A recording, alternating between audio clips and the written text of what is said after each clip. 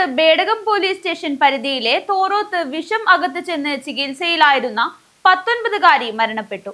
തോറോത്തെ T അശോകന്റെ മകൾ T അനശ്വരയാണ് മംഗളൂരുവിലെ ആശുപത്രിയിൽ മരണപ്പെട്ടത്. +2 പഠനത്തിന് ശേഷം ഉപരിപഠനത്തിനുള്ള തയ്യാറെടുപ്പിലായിരുന്നു അനശ്വര. കഴിഞ്ഞ ദിവസം പുലർച്ചെ 2 മണിയോടെ വയറുവേദന അനുഭവപ്പെട്ടതിനെ തുടർന്ന് അനശ്വര കുണ്ടംകുഴിയിലെ ഒരു ക്ലിനിക്കിൽ ചികിത്സ തേടി. പിന്നീട് ബേഡെടുക്ക താലൂക്ക് ആശുപത്രിയിലേക്കും തുടർന്ന് ചെങ്കളയിലെ സഹകരണ ആശുപത്രിയിലേക്കും മാറ്റി. ഡോക്ടർ നടത്തിയ പരിശോധനയിൽ നില ഗുരുതരമാണെന്ന് കണ്ടെത്തി. ഇതോടെയാണ് മംഗളൂരു ഫാദർ മുള്ളേഴ്സ് ആശുപത്രിയിലേക്ക് മാറ്റിയത്.